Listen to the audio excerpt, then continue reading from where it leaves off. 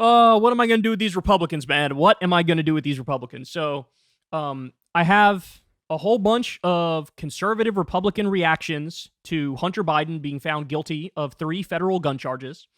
And I can't wait to break this down for you. So right off the bat here, a bunch of Republicans are defending Hunter. Okay, all right, let's dive in. Kind of dumb, to be honest. Matt Gaetz and other MAGA figures irked by Hunter Biden guilty verdict.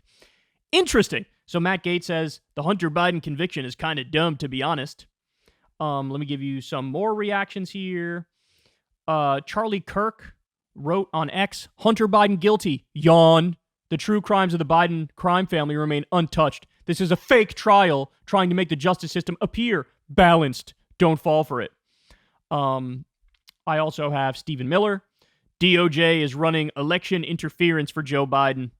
That's why DOJ did not charge Hunter with being an unregistered foreign agent or any crime connected with foreign corruption. Why? Because all the evidence would lead back to Joe. DOJ is Joe's election protection racket.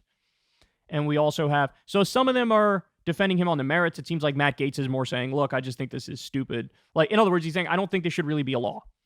If you've ever done drugs, you can't buy a gun. And look, I think that's a fair position. Again, I like that they went after Hunter because I want to get him on anything, not because of this, but because of the corruption stuff and the other crimes, right? But hey, fair to Matt Gaetz. It's relatively principled. Another person who's being relatively principled here is Thomas Massie. Hunter might deserve to be in jail for something, but purchasing a gun is not it. There are millions of marijuana users who own guns in this country, and none of them should be in jail for purchasing or possessing a firearm against current laws. Elon Musk says underneath, I agree. He and others should be in jail for impugning the integrity of the United States by taking bribes for political favors, but not for this pseudo-crime. So it's really interesting to me to see the things that are all across the map. Now, I have to bring up one more reaction. Vivek Ramaswamy and Donald Trump both effectively made the same argument. They came out and said, look, this is a distraction.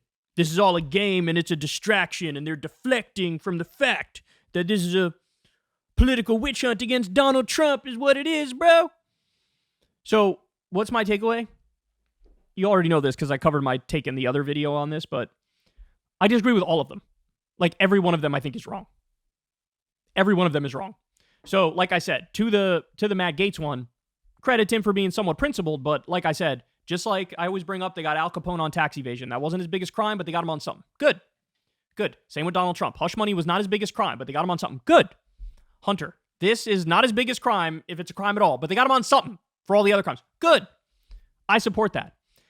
And again, to the Trump argument and the Vivek argument, this is a distraction, don't fall for it. That, I think, is the dumbest of all the reactions. Because even if you think that's true, okay, even if you think that's true, they got him on this thing to avoid getting him on that thing. Okay, why don't you take a W where you can get one? Let's say he gets a year in prison over this. You can just say, okay, this is effectively a correct punishment for all the massive corruption I think he did. Like, I don't understand. Who cares about the details and the specifics if the end result in this instance is the correct end result? So that's why this argument falls apart to me.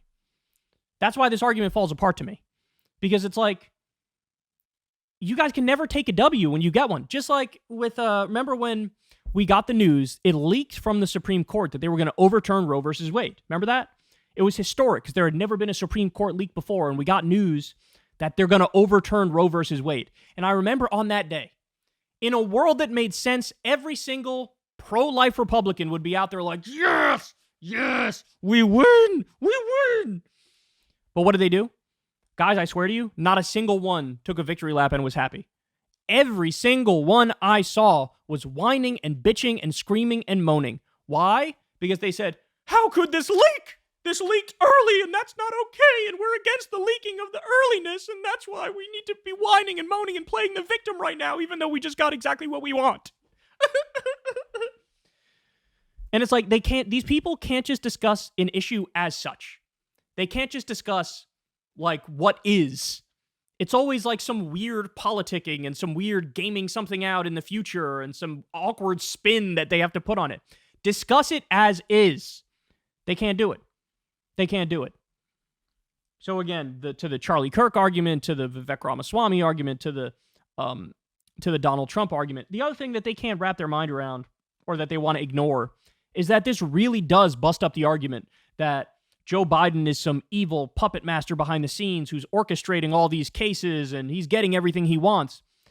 Not only is that not the case, the opposite is true. He's like a helpless old man who doesn't know whether he's coming or going. Right? His own Justice Department went after his own son. And he's like, all right, I guess I'll accept it because it would be too brazen of me to try to pardon him, right? So that's the reality. But they know this busts up their narrative, so they're panicking. The narrative is, oh, it's a political witch hunt against Trump and he's pulling the puppet strings. And no, it doesn't change that fact by his own son getting prosecuted. He's still the grand chess master who's in control of everything somehow. Come on, man. You guys all know that's not true. You guys all know that's not true. And again, when Charlie Kirk says, the true crimes of the Biden family remain untouched. Okay, but you got Hunter on something. Take the W. Pretend in your mind like it was for corruption or something else, right? Do that. They never will. They can't help themselves. So, look, like I said, I disagree with all the reactions here, but I will give half credit to the Matt Gaetz and the Thomas Masseys because at least they're more principled. You get the sense that they truly just believe, hey, it shouldn't be a crime to own a gun if you've used drugs. That seems like a very weird law, and I don't support it. And they're standing up on that. I respect that. So I give them semi-credit. To the Charlie Kirks and the Vivek Ramaswamis and the Donald Trumps, they just sound really dumb to me. They just sound fucking stupid. And again, none of them can just... In a world that made sense, Hunter gets found guilty of fucking jaywalking, and these people should be tap dancing in the streets. And they won't, because they're also just like terminal contrarians. They're right-wing narrative humpers, but they can't help it. It's always terminal contrarians, always we're going to play the victim. It's never just like, let me discuss something as it is. Hey, y'all, do me a favor and like and subscribe. It helps out big time in the algorithm. Click the bell as well for notifications when videos drop, and watch that video on screen right now. You know you want to.